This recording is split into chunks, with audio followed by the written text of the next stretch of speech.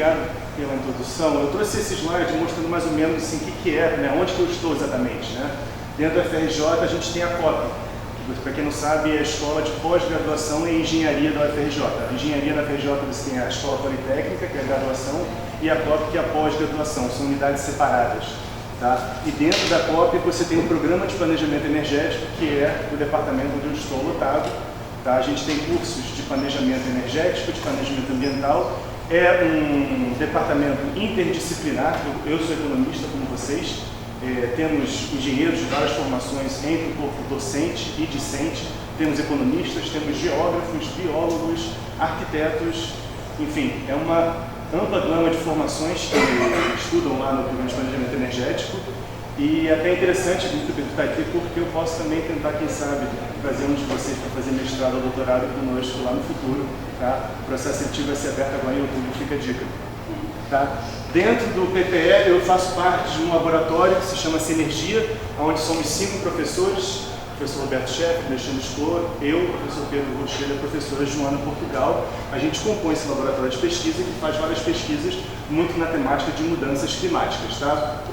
Eu vou passar muito rápido, eu não sabia qual era o nível básico das pessoas aqui em relação ao problema de mudanças climáticas, então eu resolvi começar do começo, tá? Embora para mim talvez fosse muito mais interessante falar um pouco sobre as nossas linhas de pesquisa, o que a gente faz de pesquisa no PPE, eu optei por falar um pouco, talvez tenha uma palestra um pouco mais didática, começando do começo, falando do problema das mudanças climáticas, sua causa, como que a ciência do clima se separa em caixinhas, tá? Falar um pouco de economia das mudanças climáticas, processo político, governança, etc. Enfim, é uma grande apanhado de mudanças climáticas, um pouco naquela linha do que tudo você precisa saber para poder falar de mudanças climáticas numa conversa de bar. Tá? Então, para quem não sabe, o que é mudanças climáticas? A gente tem no nosso planeta tem a atmosfera, tá? Essa atmosfera é composta por uma mistura de gases. Tá? E parte desses gases, eles são, em parte deles, que a gente chama gases de efeito estufa, são gases que são transparentes à radiação solar, porém opacos à radiação infravermelha. Significa que a luz do sol passa por eles, quando pega uma superfície e irradia como calor, esse calor infravermelho fica retido na atmosfera. É um pouco como um carro estacionado no sol. A luz do sol atravessa o vidro, pega no painel, só que o calor do painel fica retido dentro do carro. É claro que a nossa atmosfera, ela não é como um vidro de um carro, né? Sólido, ela é um gás, né? Uma mistura de gases, tá?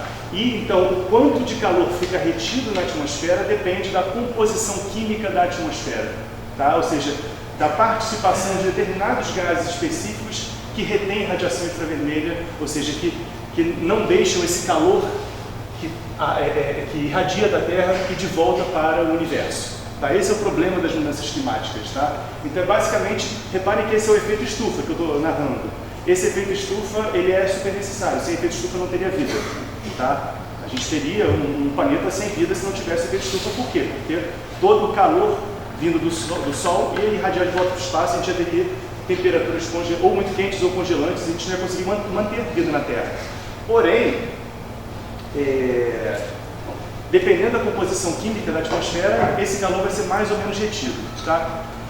Como é que é a composição química da nossa atmosfera? Bem, a gente tem aqui, a maior parte é nitrogênio, cerca de 90 quase 100%, 90% está falando de nitrogênio e oxigênio. Tá? São os principais gases que compõem a nossa atmosfera. A gente tem o argão aqui que tem uma participação maior, mas o que a gente chama de trace gases são os gases residuais, que são muito pouco em termos de concentração, esses que são os que retêm calor. Tá? Que gases são esses? Principalmente o CO2, o dióxido de carbono, proveniente principalmente da queima de combustíveis fósseis e também da queima da biomassa. Tá? É o gás que a gente respira quando a gente está respirando, a gente inspira oxigênio e inspira CO2. Todo o processo de combustão emite CO2. Se eu queimo qualquer coisa, eu estou emitindo CO2. Se eu pego um lápis, ali tem carbono armazenado em cadeias celulósicas, a madeira, né, em matéria de carbono. Quando você queima aquilo, vira CO2, tá, e vai para a atmosfera. O CO2, a gente tem hoje por volta de 405, 410 partes por milhão na atmosfera, ou seja, parece muito pouco. tá? Mas, como a gente vai ver, não é tão pouco assim em termos de efeito radiativo, ou seja, daquela quantidade de calor que ele retém. Tá? Outros gases de efeito de estufa importantes, o metano, tá? Proveniente, por exemplo, da fermentação entérica do gado ou das emissões fugitivas de gás natural na indústria de petróleo. O metano é o gás natural. O gás natural que vocês queimam no fogão de vocês para cozinhar aqui no Rio de Janeiro, que não é bujão, é gás encanado, isso é metano, é CH4. Tá? Esse é também um gás de efeito de estufa, cujo poder de aquecimento global é muito superior ao poder de aquecimento global do CO2, cerca de 34 vezes maior, assumindo a métrica de GWPC. Não vou ter tempo de discutir métricas aqui de comparação de gases, mas é só para vocês entenderem que o metano ele tem um potencial de aquecimento muito mais, ele retém muito mais calor, a molécula do metano retém muito mais calor do que a molécula do CO2. Outro importante aqui, o óxido nitroso, proveniente principalmente do uso de fertilizantes nitrogenados. Tá? O fertilizante nitrogenado, os processos lá de fixação de nitrogênio no solo, parte desse nitrogênio ele é emitido de volta para a atmosfera como óxido nitroso, que tem talvez aqui quase 300 vezes um poder de aquecimento superior ao dióxido de carbono. Esses são os três principais aqui, e quando a gente pensa no perfil de emissões brasileira, que é bastante peculiar quando comparado ao perfil internacional, esses três são muito relevantes. Tá? Os restos são gases muito residuais, tá? Mas o principal vilão do clima, sim, é o CO2, o dióxido de carbono. Tanto que você vê que ele tem parte por milhão, e já nos outros a gente está falando de parte por bilhão. Então, em termos de concentração, ele é muito mais presente. Tá? Então, esse gráfico aqui ilustra bem o nosso problema. Tá? Isso aqui a gente está falando de 1750, por volta de 1750, quando a gente tinha uma concentração de CO2 na atmosfera equivalente a 281 partes por milhão. A gente está aqui hoje em 2020, 2015, com 420, 410 partes por milhão. Ou seja, isso aqui foi tudo que a gente emitiu de CO2 desde que a gente fez a Revolução Industrial. Tá? E reparem como que esse aumento ele se dá de maneira muito mais rápida na segunda metade do século, né, quando você começa a ter também não apenas os velhos países que fizeram a sua Revolução Industrial lá atrás, mas também países emergentes emitindo gases de efeito de estufa, tá, a partir de diversas fontes. Eu vou falar já das fontes de emissão já. Tá? Então, o que acontece? Em termos de... Olha só, gente, quem fala de correlação estatística aqui, ó. Isso aqui são as emissões, são a concentração de gases de efeito de estufa. Isso aqui é a temperatura nesse mesmo período. Tá? E claro, eu não estou sendo tão leviano em fazer uma correlação simples assim, mas para vocês verem, na verdade, que você teve um aumento de temperatura já observado hoje de 1,2 graus. Na verdade, esse ano a gente já está 14 meses com a temperatura global a 1,5 graus mais alto do que a era pré-industrial. Tá? Então a gente está, repara que 1,2 grau, 1 grau é pouca coisa? Não, a gente está no período mais quente dos últimos 100 mil anos. Tá? Então não é pouca coisa. Mas na era do gelo era diferente, a variação de temperatura era maior. Sim, mas essa variação de temperatura ocorreu em milhares e milhares de anos, não em 100 a 200 anos. Quer dizer, o período de aumento, a velocidade importa. Tá? E aqui agora, sem fugindo da correlação espúria ou correlação simplista, né, isso aqui são dados de modelagem climática, né, que rodam o clima do planeta para tentar simular o clima do planeta de diversas formas. Aqui em marrom, considerando todas as emissões de gases de efeito de estufa que ocorreram ao longo do período desde a Revolução Industrial, e aqui apenas os modelos rodando se não houvessem essas emissões de gases de efeito de estufa, mostrando que a temperatura do planeta não estaria 1 grau acima do que estava na era pré-industrial se não houvessem essas emissões de gases de efeito de estufa. Tá? Então, só para vocês verem o que já aconteceu com o nosso planeta, aqui estamos falando da era no começo do século XX, tá? Onde você tem uma temperatura aqui muito próxima da era pré-industrial, né? Quando vai chegar aqui por volta de 1990, 2000, isso aqui vai começar a ficar vermelho. Tá? Isso aqui são dados observados, não são dados projetados. Tá? Então aqui, ó, já está na década de 90 aqui, 2000, tá? E aqui 2014. Tá? Então esse é o planeta que a gente está vivendo agora. Eu acho que todo mundo está sentindo já na pele, né? E é algo que talvez há 10 anos atrás só os cientistas estavam vendo, né? Mas agora eu acho que todo mundo já está vendo na pele. Tá? Inclusive a gente está vivendo mais eventos de calor extremo, mais eventos de precipitação extrema, estamos vendo aí que aconteceu no Rio Grande do Sul, eventos de seca, estamos vivendo uma das maiores secas da história em vários biomas brasileiros, na Amazônia, no Pantanal, quer dizer, então tudo isso acontecendo. Olha só essa figura aqui bem interessante, aqui em 1960, tá? Aqui em 1975, isso aqui é o número de dias com temperatura acima de 32 graus na cidade do Rio de Janeiro, tá? Então aqui, ó, quem nasceu aqui na década de 80, estava aqui com cerca de 50 a 60 dias por ano acima de 32 graus, a gente está hoje aqui com 90 dias por ano acima de 2 graus, tá? Acima, desculpa, de 32 graus, perdão. Aqui, ó, agora sem ser tão simplista na relação estatística, vocês todos estudaram estatística, são economistas, isso aqui são distribuições de temperatura ao longo do tempo, são médias climatológicas, um período anos, onde você faz a distribuição estatística, quanto mais próximo uma cor vermelha, azul, né, mais recente é. Então você vê claramente que a distribuição estatística mudou. Hoje, o que a gente tinha antes, no período de 1950 a 1980, que seria isso aqui, hoje o que seriam 3 desvios padrões de temperatura na queda da distribuição, já está com uma frequência aqui de 10%. Aqui, ó, isso aqui é a Europa. Quanto mais vermelho, mais recente é. Isso aqui é a distribuição normal ajustada aqui para a temperatura na Europa, aqui 2007, 2006, 2002, 2003, 2010. Ou seja, todos os recordes de temperatura estão acontecendo agora. Aqui, ó, isso aqui é atualizado em mais de 10 anos, aqui, ó, 2018, 2016, 2019. Quer dizer, não para. São recordes sucessivos de temperatura. Cada vez mais o outlier está deixando de ser o outlier. Quer dizer, quando a gente falava de 3 desvios padrões numa normal, qual é a probabilidade disso? Alguém sabe de cabeça? Estamos falando de 0, alguma coisa por cento. Agora estamos passando a ser 10%. Quando a gente muda essa distribuição. Então, de fato, isso é bastante... não há mais dúvida que o clima do planeta está mudando e não há dúvida que essa mudança está sendo causada pela emissão de gases de efeito estufa. Isso aqui é o Brasil. O Brasil, dentro desse cenário, está um pouco pior, porque enquanto o mundo está 1,2, o Brasil está mais acima disso em termos de aumento da temperatura média. Tá? Detalhe, gente, importante lembrar, quando eu falo média, a média, a gente está falando de média global de 1,5 graus, média global de 2 graus, ou média nacional de 1,5 graus. Quando a gente pega em termos regionais, você pega o Nordeste do Brasil já está em 3.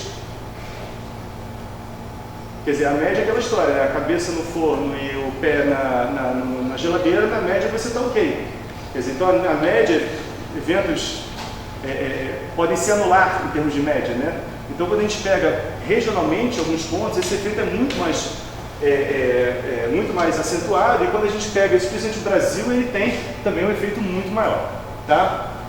Então esse é o problema, tá? Agora vamos falar do que está causando o problema. Quais são as fontes de emissão de gases de efeito estufa? Desculpa se eu estou falando um pouco rápido, é porque de fato eu cheguei atrasado e então estou tentando compensar aqui o tempo. Quais são as suas fontes de emissão de gases de efeito estufa?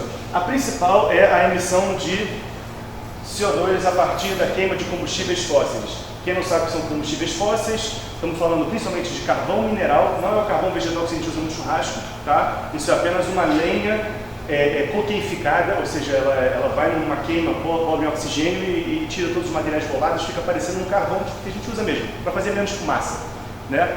O carvão mineral é turfa, matéria orgânica, vegetal, que foi sedimentada durante milhões de anos, soterrada e por pressões geológicas se transforma numa grande pedra rica em hidrocarbonetos que pega fogo.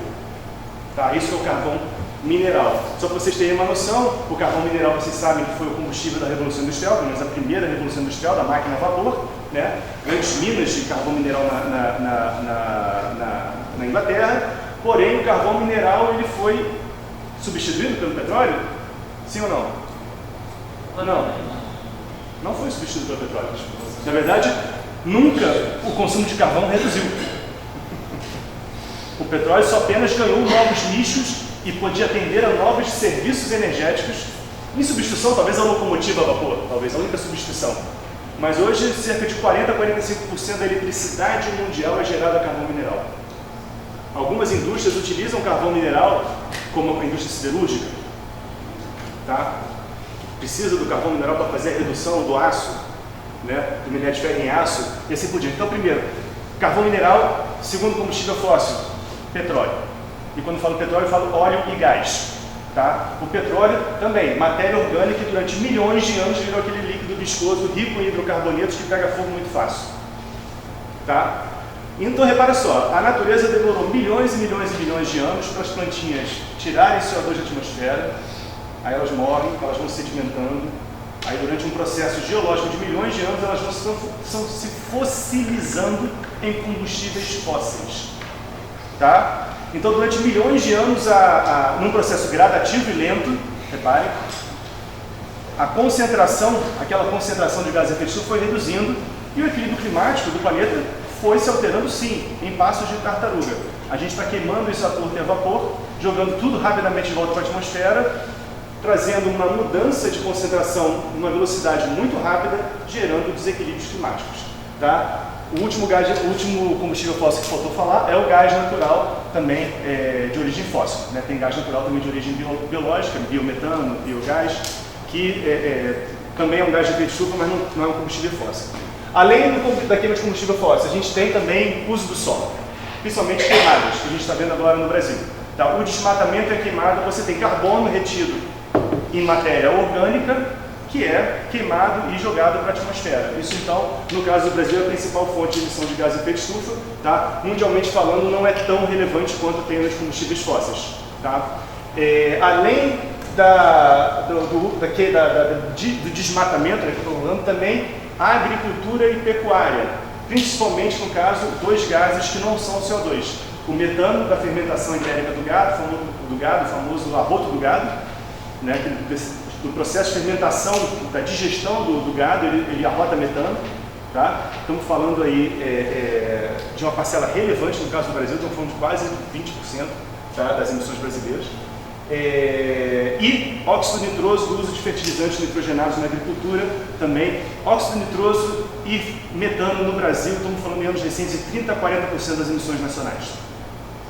Tá? O Brasil tem um perfil de emissões muito diferente do resto do mundo. Tá? Então, além disso, temos processos industriais que emitem CO2. Por exemplo, a fabricação do clinker, que é usado para fazer cimento, é um processo químico que libera CO2. Não é uma queima, é um processo, uma reação química que libera CO2. A produção de alumínio, papel e celulose, cal, cimento, aço, todos esses processos químicos liberam CO2.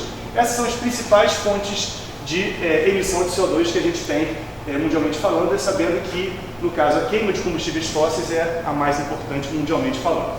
Tá? Então aqui, ó, a gente está vendo aqui um acumulado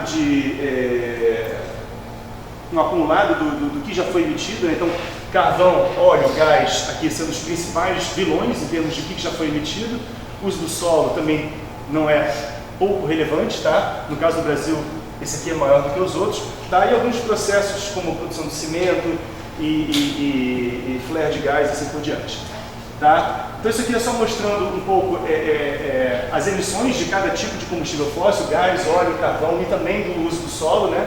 Como a gente tem aumentado muito ao longo desse século XXI, né? Isso aqui, ó, carvão. Quem disse que o carvão está sendo substituído? Petróleo, gás natural. Então, quer dizer, a gente está numa trajetória ascendente, crescente de uso de combustíveis fósseis. Não é à toa que o planeta está queimando. Tá? Aqui é o perfil de emissões brasileiras. Tá? Aqui, o vermelho aqui que a gente está vendo é transportes, energia, tá? Que é transportes e geração elétrica, basicamente, mas também algum uso energético de combustíveis fósseis na indústria. Tá? E aqui o grande amarelo e o verde e o amarelo aqui, sem fazer nenhuma trocadilho com a bandeira do Brasil, tá? São agricultura e pecuária, que é o amarelo, e desmatamento, que é o verde. Então esse é o perfil de emissões brasileiras, muito distinto do perfil de outros países. Se você pegar um país como a Europa, Estados Unidos, um país envolvido, esse verde aqui é negativo.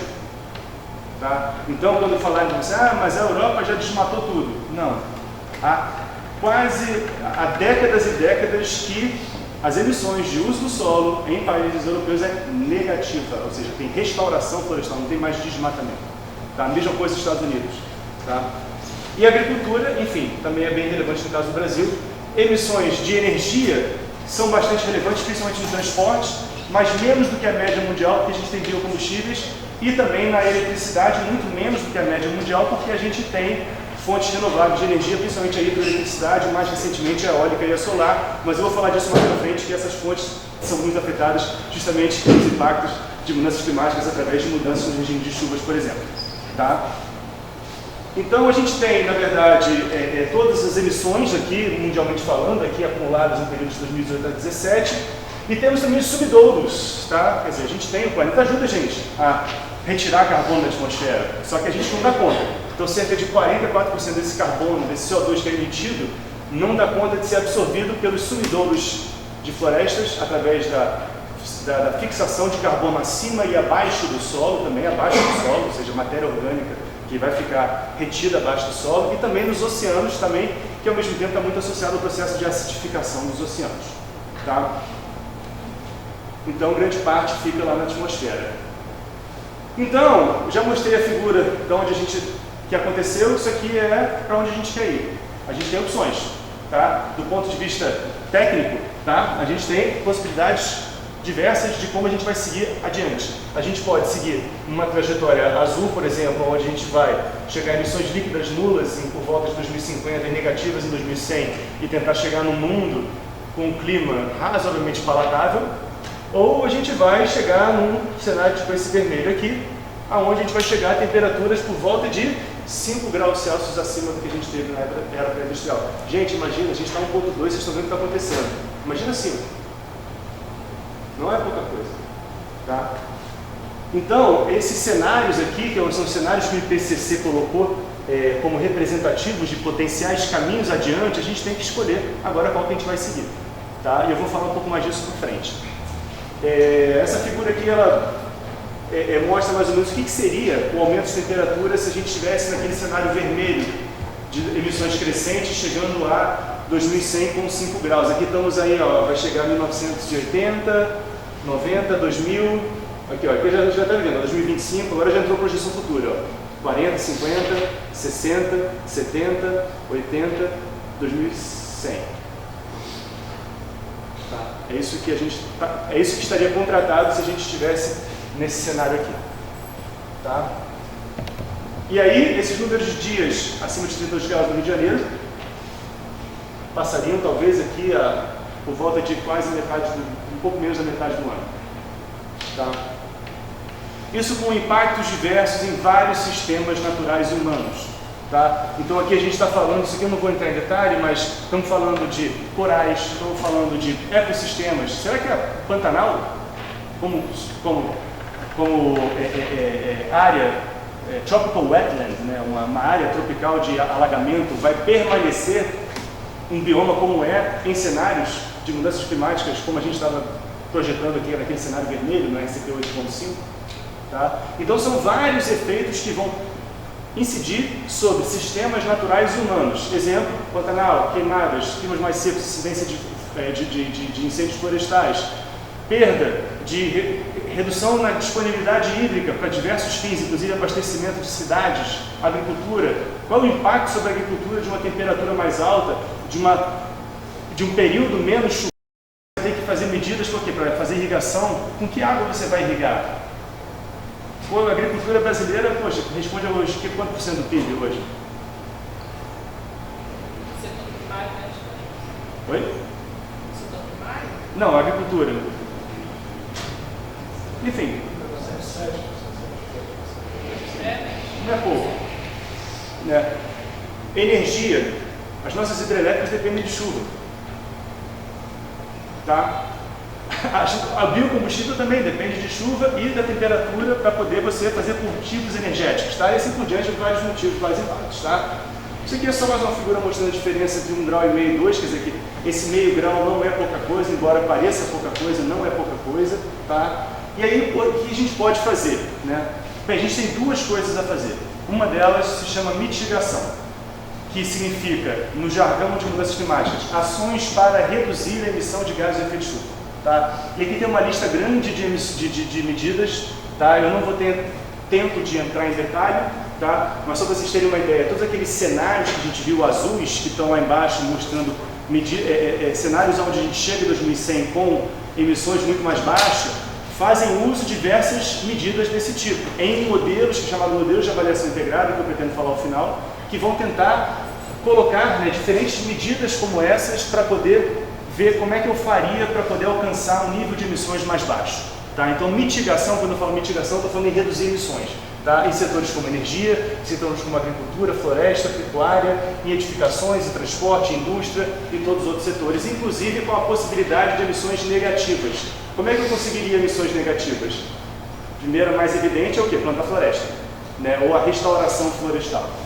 A segunda, aí indo um pouco mais para o viés tecnológico, o que a gente chama de bioenergia associada à captura e armazenamento geológico de CO2, o BECCS, B-E-C-C-S, que significa a planta ela tira CO2 da atmosfera no seu processo de crescimento, você faz um biocombustível com aquele carbono daquela planta, parte do carbono você, ao invés de jogar de volta para a atmosfera, você armazena num poço depletado de petróleo, numa caverna salina, ou seja, em um reservatório geológico, para poder fazer com que esse CO2 não retorne à atmosfera, então na prática você está estocando o CO2 em reservatórios geológicos, tá?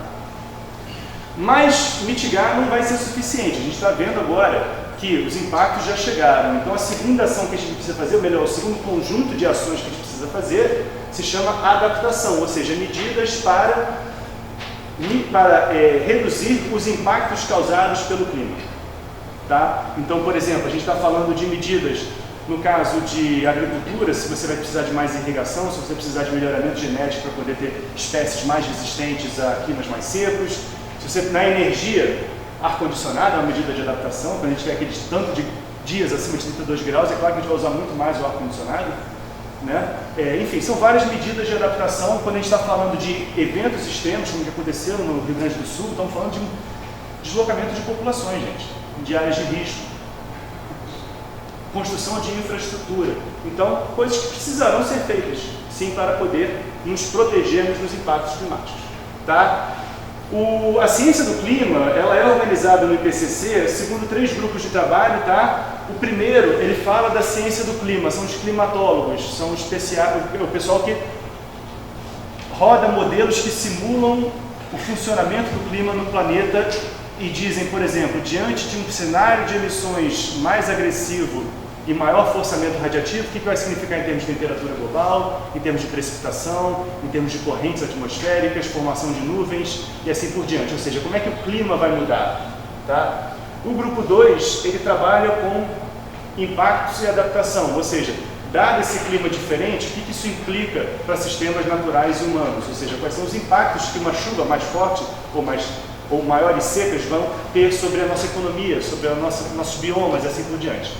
E o grupo 3, ele fala das opções para reduzir emissões de gases de efeito de estufa, tá?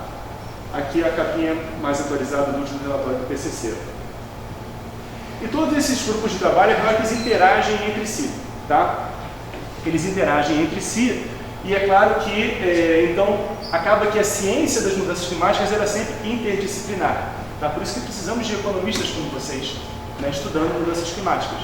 Por quê? Porque não é apenas o pessoal da ciência do clima, o pessoal climatólogo que vai lidar com mudanças climáticas. Tá? Não é apenas o engenheiro que vai olhar quais são as opções tecnológicas para poder reduzir emissões, eficiência energética, troca de combustível, emissões negativas, uso do solo, sistemas agroflorestais. Os engenheiros, não são apenas os engenheiros, tá? São interdisciplinar. Por quê? Porque os engenheiros eles podem chegar com soluções mirabolosas, mas vocês sabem como economistas que tudo depende de como as coisas acontecem no sistema econômico. Né? Você precisa de incentivos, desincentivos, políticas, intervenções, mercados precisam ser regulados. Né? Então, tudo isso é multidisciplinar dentro da ciência do clima. Então, convido todos a estudarem mudanças climáticas, que é um tema de pesquisa super relevante. Tá? E falar um pouco rapidamente de economia das mudanças climáticas. Alguém já fez economia do meio ambiente aqui? Foi minha monitora de economia do meio ambiente. Você também, Você fez com Ceroa, né? Fez com Ceroa. A gente tem, em economia, a gente tem economia da poluição, né?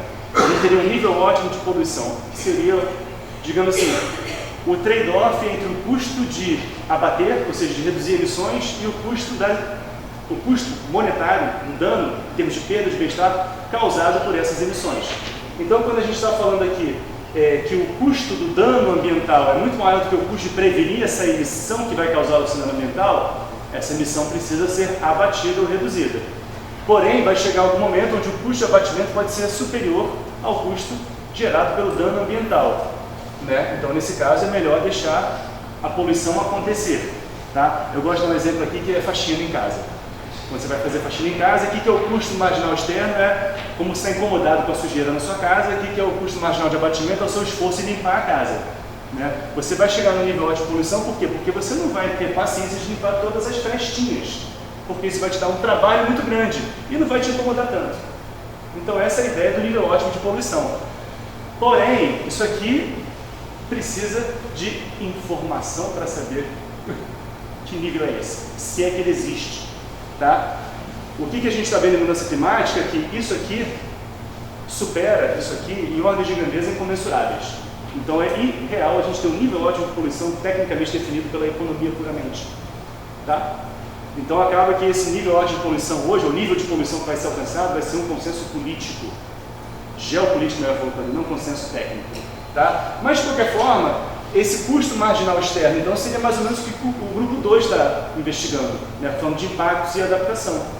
E a parte de custo marginal de abatimento seria mais ou menos o que o grupo 3 estuda, que é a parte de opções para reduzir emissões. Tá? Isso tudo muito de maneira geral, mas a gente tem vários problemas dentro do problema de mudanças climáticas, várias questões dentro do problema de mudanças climáticas. Basicamente, dois grandes problemas é o desacoplamento espacial e temporal. Quando eu estou falando de desacoplamento temporal, é que eu estou falando de um problema acumulativo de longo prazo. O que acontece? As emissões, elas ocorrem a cada instante, mas o dano não é função da emissão no instante, sim função das emissões acumuladas até aquele instante. Então você tem um desacoplamento temporal da fonte do problema e do problema em si. Pior, esse desacoplamento temporal ele é intergeracional. Porque a gente está causando problemas lá para as próximas gerações. Estamos falando de 2100, alguém que pretende estar vivo em 2100? Estamos falando de temperatura em 2100, alguém que pretende estar vivo em 2100? Se eu chegar lá, posso até, não sei, bateria recorde. Né? Mas se chegar bem, né? Mas nesse mundo de mudança climática talvez nem tanto. Então, esse desacoplamento temporal entre os custos e benefícios da mitigação, ele é um problemão. O que é o custo da mitigação? É a gente ter que fazer uma transição energética o mais rápido possível. Qual é o benefício qual é a contrapartida em termos de benefício desse custo? É ter mudanças climáticas menos extremas. Mas esses benefícios eles acontecem no futuro principalmente. Claro, hoje, já estamos vivendo, mas principalmente no futuro. E os custos incorrem hoje. Então, tem várias questões sobre questões intergeracionais. Qual é a taxa de desconto que você usa quando você faz uma análise desse tipo? Todo mundo aqui é economista, sabe que é a taxa de desconto. Né? Quando eu estou falando de questões intergeracionais, a questão da taxa de desconto é importantíssima. A gente vai trabalhar com a Selic de 10%, daqui a 10 anos, aqui qualquer valor, qualquer dano no futuro a 10%, hoje não é nada. Tá? E assim por diante. Além disso, tem um desacoplamento espacial, que é um problema de tragédia dos comuns. Né? Novamente, o impacto não necessariamente está atrelado ao ponto onde a emissão ocorreu. Então, a China está emitindo, os Estados Unidos estão emitindo, daí o Brasil está emitindo, e as ilhas lá do Pacífico vão ser comidas pelo mar, emitindo muito pouco e não participaram quase nada para esse processo de aumento da temperatura. Então você tem um problema global que o dano independe de onde ocorre a emissão, e você tem tensões geopolíticas e negociações que precisam ser realizadas para poder resolver o problema. Por quê? Porque eu não tenho uma entidade supranacional com poder de coerção para poder mandar cumpra-se, ou seja, eu não tenho varia de condão para resolver o problema. Esse problema ele é resolvido através de muita negociação, onde você vai ter países como a Arábia Saudita, que vai colocar lobbies específicos para petróleo, onde você vai ter países maior poluidor como a China, que também vai querer colocar os seus interesses. Né? Então, todos esses problemas, esse custo político de governança e capacidade institucional é muito pesado. A gente teve avanços, que eu vou falar rapidamente se eu tiver tempo, embora já esteja muito próximo do meu fim. Mas, de fato, esse processo geopolítico de negociações, etc., anda a passos de tartaruga, porque é normal dele, só que a gente tem urgência. Tá? Então a gente não tem, infelizmente, uma varinha de condão de fazer um resultado. Isso aqui se chama o quê? O que é varinha de condão para a sociedade aqui? É a regulação do Estado. Só que o Estado não é uma varinha de condão que funciona tão fácil, né? Você vê, a gente tem leis que não pegam, a gente sabe, vocês sabem que não pode tacar fogo em época seca, né? E aí? A famosa lei que não pega, está faltando uma varinha de condão aqui, ou seja, quais são os mecanismos de políticas de enforcement, de coerção, de punição que você tem para poder alcançar um resultado, tá? Um outro grande problema é que a gente não tem bola de cristal, tá? Esse é o grande problema da regulação, né? Vocês estudam economia da regulação, essa analogia é bem interessante. O regulador não tem nem bola de cristal nem varinha de condão. O que é bola de cristal? Informação. Quais são os danos das mudanças climáticas? Ora, a gente consegue valorar e estimar danos, né? Basta pegar um evento do Rio Grande do Sul, que você consegue fazer uma estimativa dos danos e ver, poxa, se isso se torna, ao invés de acontecer uma vez a cada 100 anos, acontece uma vez a cada 10 anos, você consegue calcular um custo. Tá? Mas, sim, existem várias incertezas a respeito dos efeitos das mudanças climáticas, inclusive partindo do ponto de quais serão as emissões futuras. Retroalimentando, grupo 3 e grupo 2. Tá? Então, quer dizer, esse famoso nível ótimo de poluição da economia do meio ambiente só consegue ser calculado com informação, a gente não tem informação. Na verdade, fizemos vários estudos lá no PPE, justamente para tentar trazer informação sobre os custos das mudanças climáticas, principalmente para o setor energético. Eu estimei lá no meu doutorado que um cenário de mudança climática mais agressivo geraria um prejuízo de 50 bilhões de reais para o setor elétrico até 2035.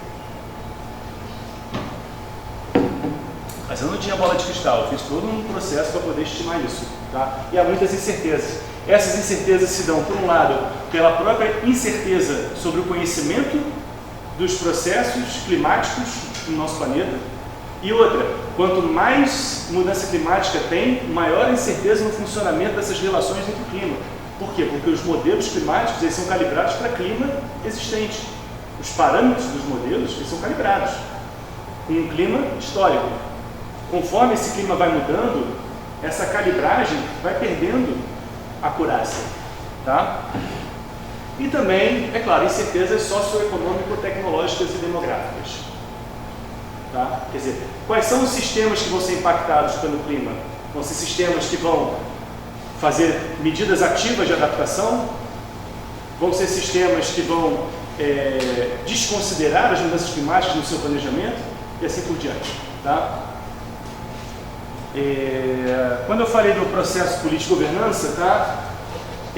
Antes de passar para... Qual é o grande... Por que a gente não avança então, gente? Se todo mundo está alarmado... Desculpa, eu não quero deixar ninguém deprimido aqui, mas é muito comum eu sair da aula de mudança climática e você me deixou deprimido. Eu não quero deixar ninguém deprimido aqui, mas por que o negócio não avança? É importante entender que a transição energética que a gente está vivendo hoje, ela é diferente de todas as transições energéticas que a gente viveu no passado, porque ela é problem-driven, não opportunity-driven. A substituição da lenha pelo carvão mineral foi uma mudança para melhor. Um combustível com maior poder calorífico, maior densidade energética. Do carvão para a eletricidade, para o petróleo, ampliou-se uma gama de serviços energéticos que aqueles combustíveis conseguem oferecer: iluminação, ar-condicionado, tecnologia da informação, mobilidade compacta num carro, numa moto. Quer dizer, então são vários serviços energéticos que foram sempre trazendo novas oportunidades de negócios, oportunidades de mercado, né? E por isso você tem todo um sistema privado que vai se aproveitar, né, dessas oportunidades para poder gerar todo um mercado, toda uma indústria que vai crescer com base nessas oportunidades. O problema é que a transição energética atual não melhora o sistema energético em nada. A verdade é essa, gente. O petróleo é muito bom. O petróleo é muito bom. Um carro elétrico é melhor que um carro a gasolina? Não necessariamente, se você não considerar as externalidades. Ah, professor, mas polui menos, o ambiente local. Ah, faz menos barulho. Ah, não emite gases de efeito estufa. Tudo externalidades. Do ponto de vista do carro, o carro elétrico é melhor que o carro a gasolina? Vê se a Fórmula elétrica ganha da Fórmula 1. Não ganha. O petróleo é muito bom. Você não está tendo um ganho exatamente. Você está tendo, às vezes, energias menos densas, menos piores para atender o mesmo serviço energético. Se a gente pensar em aviação, por exemplo, como é que a gente vai voar de avião se não através de querosene de aviação? Qual é a substituição? Só biocombustíveis hoje, os chamados SAF, Sustainable Aviation Fuels, ou vindo de biocombustíveis ou vindo dos chamados e-fuels, que você faz a eletrólise da água, pega o hidrogênio, combina com o CO2 de alguma coisa e faz um combustível sintético caríssimo. Mas o fato é, você não tem como fazer um avião a bateria. Já viu o peso de uma bateria? O pessoal está preocupado em você despachar mala porque vai pesar o avião e botar uma bateria com o avião. Não tem como. Ah, vai ser hidrogênio. Qual é a densidade energética do hidrogênio? Vai ser um avião que o tanque de gasolina vai ser um avião. Basicamente isso. Você vê aeronaves, os foguetes lá? Você vê o tanque de hidrogênio e a nave. A densidade energética é muito pequena. Então, a gente não tem uma transição energética espontânea. Essa transição energética ela é causada por um problema de mudanças climáticas. Então, ela não vai ser espontânea, ela vai precisar de intervenção, de ação. E quando a gente fala em nível global, essa intervenção ela acaba precisando passar por negociações internacionais. Tá? Não vou entrar no detalhe aqui de todo o processo desde lá da criação do IPCC, a Rio 92, a criação da primeira convenção das partes, na 95, tá? Mas assim, de fato, talvez o grande destaque aqui que a gente tem em 2015, o Acordo de Paris, né, que foi a primeira vez que todos os países, ou seja, 190 e tantos países, acordaram em definir metas para a redução da emissão de gases de efeito de estufa, embora cada um declare a sua meta. É autodefinida. Tá? Então, e essa meta é autodefinida e não tem metodologia para você declarar. Né? Então, muitas coisas mambembes, muita esperteza, tipo, eu vou fazer uma linha de base aqui, supondo que eu vou emitir muito, então a minha meta é reduzir isso. Quer dizer, então, algumas coisas assim meio mequetrefe, algumas coisas meio para inglês ver. Tá? Mas enfim, o fato é que, em termos de primeira vez que todo mundo concordou em fazer alguma coisa. Tá? O problema, enfim, aí tem vários elementos do Acordo de Paris, não vou entrar em detalhe, tá? E aí tem coisa sendo feita, tá? Esse mapa aqui mostra a exceção dessa corzinha aqui, que é onde você ainda está em desenvolvimento ou sob consideração, são mecanismos de precificação de carbono no mundo, já vigentes. Então, existe alguma coisa acontecendo? Existe. Tá? O Acordo de Paris tem metas? Tem. Existem mercados de carbono no mundo? Existem taxas de carbono no mundo? Sim, estamos vendo aqui. Porém, todos esses instrumentos de precificação não chegam a 25% das emissões globais. E o preço praticado neles, em grande parte, está muito abaixo dessa faixa aqui, que seria a faixa necessária para a gente chegar num 1,5 grau, 2 graus. Ou seja, estamos fazendo, mas muito pouco e muito devagar. Tá? Então, essa aqui, na verdade, a gente tem aqui as linhas do que seriam as políticas climáticas anunciadas pelo Acordo de Paris, pelos diferentes países, agregadas num grande modelão global, tá? É onde a gente está seguindo e é onde a gente deveria estar para chegar a 1,5 grau ou 2 graus. Tá? Ou seja, existe uma lacuna, duas lacunas que a gente chama na literatura. Uma lacuna de ambição, ou seja, as metas estabelecidas são insuficientes. 2, uma lacuna de implementação. Quer ver um exemplo de lacuna de implementação? Brasil. Brasil, ano que vem, a primeira meta do Acordo de Paris Brasil, ano que vem, 1,32 gigatoneladas de CO2. A gente estava em 2021 com 7. Com essas queimadas, enfim, você acha que a gente vai atender a meta? Ou seja, além da lacuna de ambição, existe a lacuna de implementação. Ou seja, será que essas metas de fato vão ser cumpridas? Ou seja, será que essas metas têm políticas robustas por trás para poder fazer com que elas sejam cumpridas e assim por diante? Então, tem essa charge aqui do The Guardian, mostrando, na verdade, assim, Ok, tem coisa sendo feita? Tem. Foram grandes avanços? Foram, mas ainda é bastante insuficiente, a gente precisa acelerar todo esse processo. Ana Carolina, eu passei 5 minutos. Se você quiser apresentar, Tá, mais 5 minutos. sim, O que a gente trabalha? Porque até agora eu só falei de mudança climática, não falei o que a gente faz, né? Aí seria legal falar o que a gente faz. A gente trabalha, na verdade, nesses dois grupos de trabalho. Tá? A gente trabalha como grupo 1, mas como usuário de dados e não como pesquisadores de fato. Tá? A gente trabalha com impactos e adaptação, principalmente no setor energético, que é a nossa origem no programa de planejamento energético, mas estamos também trabalhando na avaliação de impactos em cenários em produção de agricultura e pecuária, tá? E grande linha de pesquisa que a gente quer trazer economistas para tentar pegar modelos econômicos que avaliem esses impactos e consigam estimar os impactos em termos de PIB, geração de renda, distribuição de renda e assim por diante, tá? E desculpa, tá apontando para o grupo errado, se quis. Agora sim, outra a gente trabalha também, outra a gente pesquisa, talvez a nossa principal, seria a parte de modelos de avaliação integrada, que são modelos que simulam todas as fontes de emissão de gás de efeito estufa de um país, economia, região ou planeta de hoje até o futuro, que seja 2050, 2100. Tá? São os modelos que fazem aqueles cenários vermelhinhos e azuisinhos que eu mostrei para vocês mais atrás. Tá? Eu vou falar mais ou menos o que eles são daqui a pouco. Aqui, só para falar um pouco de impacto, né, todas as fontes de energia são impactadas por mudanças climáticas em maior ou menor grau. Quando a gente pensa em fontes renováveis, isso é bastante evidente. Hidrelétrica depende de chuva, eólica depende de vento, bioenergia depende de chuva e de temperatura, solar depende de formação de nebulosidade, mas também de temperatura, porque a eficiência dos painéis fotovoltaicos depende da temperatura ambiente. Então, todas as fontes renováveis são suscetíveis a variações climáticas e seus impactos. As fontes fósseis também, principalmente eventos extremos.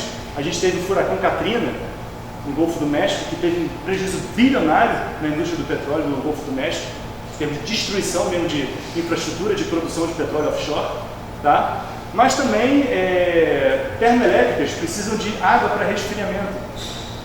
Nuclear precisa de água para resfriamento. A França frequentemente precisa desligar usinas nucleares porque você tem ondas de calor com baixos índices fluviométricos, ou seja, o rio baixo, onda de calor, ele não consegue usar o rio para resfriar a nuclear, precisa de uma demanda de água muito grande para resfriamento, precisa desligar, né, a nuclear.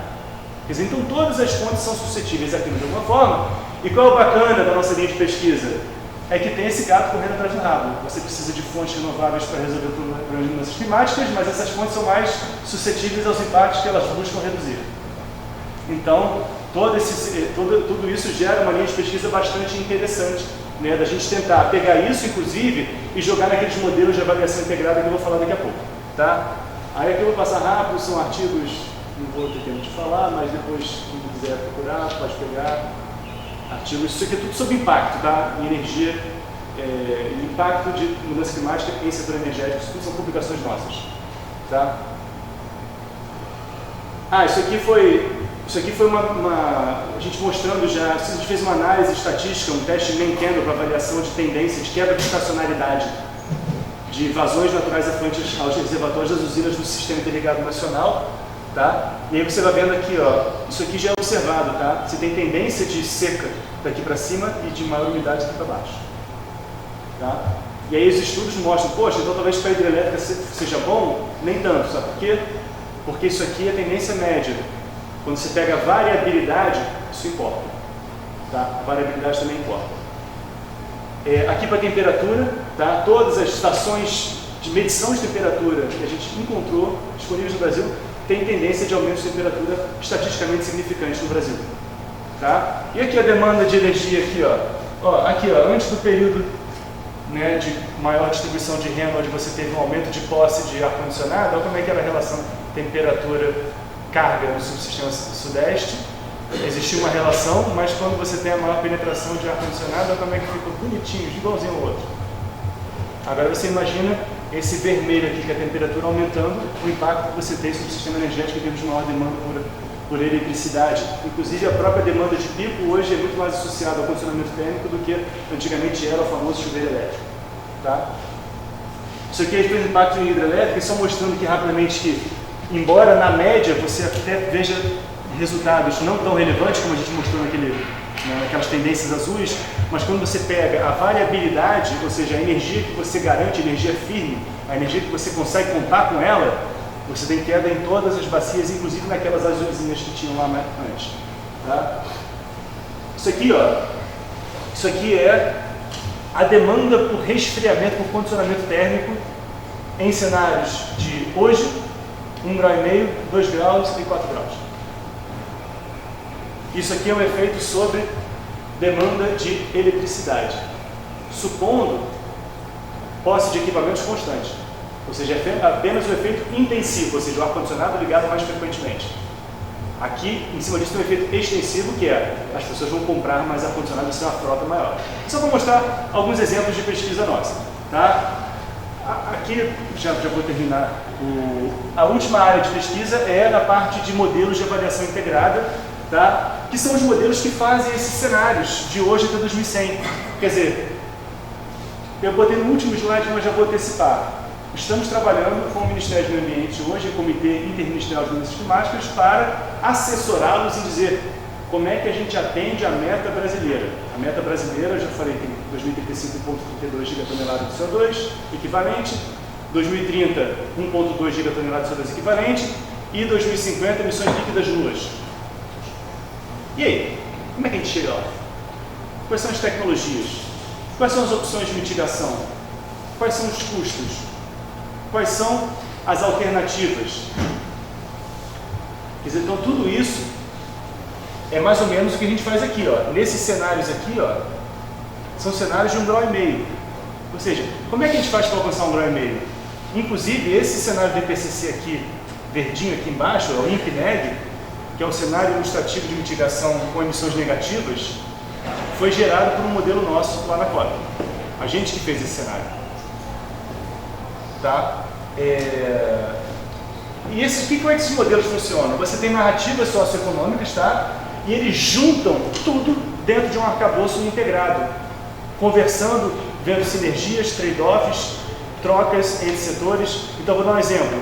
Se você tem um aumento de demanda por biocombustíveis, estamos falando de energia, isso vai influenciar no uso do solo, que por sua vez vai influenciar na parte de recursos hídricos, e por sua vez vai influenciar no clima e na economia. Então é um modelo que conversa com todas as áreas, tá?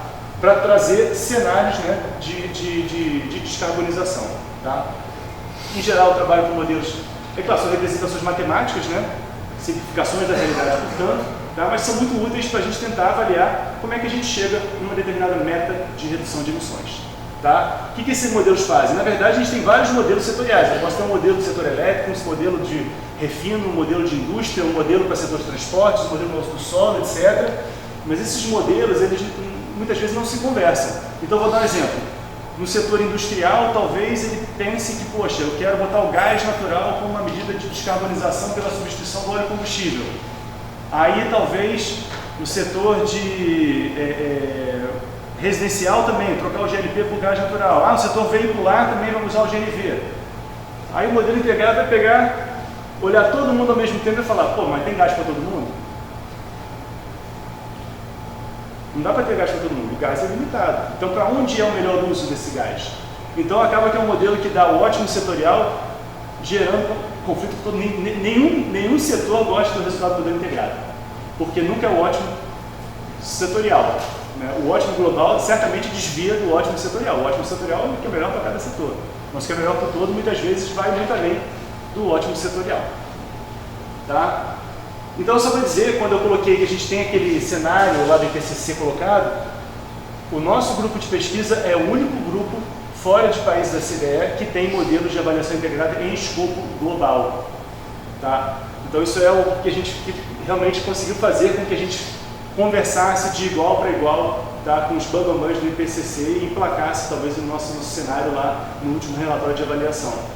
Tá? Então isso aqui foi uma grande conquista, né, do nosso grupo de pesquisa. A Lilian aproveitou, acompanhou um pouco isso, né, Lilian? E de fato hoje a gente conversa e tem interações jogando na primeira liga, digamos. Tá? E por que isso é importante? Porque a gente não precisa de Estados Unidos, Europa e tal, dizer como é que vai ser a nossa trajetória de descarbonização. Porque para a Europa tudo é hidrogênio. Tudo é hidrogênio. Quer botar até hidrogênio no setor residencial. Sabe que hidrogênio é altamente inflamável com chama invisível, né? Temperatura de ignição baixíssima, chama invisível, ou seja, a probabilidade de acidente é gigantesca. Né? Mas, enfim, os europeus, repare que as opções de descarbonização também têm influência geopolítica. André, você lembra um caso que foi em Europólio, nem está listado aí, mas que eles queriam sugerir usar o gás de pré-sal para aquecer as casas no Rio de Janeiro? Pois é. Tá vendo? Super necessário, né?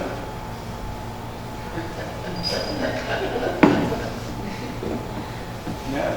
Talvez o resfriamento a gás natural com um ciclo de absorção, que tal? Né? Mas enfim. Então é isso, a gente tem esse modelo, faz com que a gente converse de igual para igual e não fique sujeito. O MMA chega para a gente e fala, pô, vamos construir a trajetória nacional de redução de emissões sem ter que recorrer ao Imperial College, sem ter que recorrer ao IASA, sem ter que recorrer ao PBL, sem ter que recorrer ao PNNL e assim por diante. Tá? E esses modelos, esse aqui é o chefe da Lili. Tá? Esse cara ele era o chair do grupo 3 do PCC, hoje ele é o chair do IPCC, James Kill, o nome dele. E ele coloca interessante que os IAMs, os modelos de avaliação integrada, eles eram 6% do conteúdo dos relatórios, mas 25% do sumário para policymakers e grande parte da cobertura de imprensa. Na verdade, por quê? Porque está todo mundo pensando como é que a gente vai alcançar, né, um mundo de grau e meio, de 2 graus, como é que a gente vai fazer para chegar lá. Tá? Essa é a importância. Esse aqui são os cenários do PCC, esse aqui foi o que a gente, o nosso cenário que foi o último relatório. Tá? E esses são os nossos modelos, esses aqui são os modelos integrados. É claro, com todos os modelos integrados, você precisa de modelos acessórios, né? Por quê? Porque o Roberto, que é o nosso piadista maior, ele sempre tem várias piadas. Ele fala que o modelo de avaliação integrada é como um pato. O pato nada, o pato voa e o pato anda, mas não faz nada direito. Tá? Ou seja, a gente precisa de modelos especializados em refino, por exemplo, para poder colocar dentro do modelo de avaliação integrada oportunidades de coprocessamento de biomassa no parque de refino brasileiro, por exemplo. E assim por diante, setor elétrico. Esses aqui são os nossos modelos integrados, esses dois aqui são em escala global, esse aqui em escala nacional. Esse aqui, fica a dica, é um modelo de equilíbrio geral computável que a gente desenvolveu, 2 alunos nossos desenvolveram, o Rafael Garafa e o Bruno Cunha, que está na geladeira por falta de economistas do nosso grupo. A gente tenta sempre reativar esse modelo, inclusive hoje de manhã eu tive uma reunião com o Stockholm Environmental Institute, que estão querendo refazer aqueles planetary boundaries, e eles precisam de grupos que vão fazer narrativas socioeconômico-tecnológicas para poder essas planetary boundaries. Precisamos de economistas para poder trazer os modelos de equilíbrio geral computável de volta ativa. Já temos parcerias com o Fábio e com o Caio, né, justamente para poder interagir no uso de modelos. Isso são produtos dinâmicos, mais em nível nacional, né, para poder avaliar os impactos econômicos de todas essas transições energéticas que a gente está colocando no modelo. Tá? Então, vou passar rapidamente. Tá? Esse é meu último slide, só para mostrar como é que esses modelos se conversam, né? Na verdade, eles se complementam, né? Como o Blues é um modelo nacional, ele precisa das condições de contorno globais, por exemplo, exportações de bens e serviços, exportações de energia, importações, assim por diante, que vão vir dos modelos globais.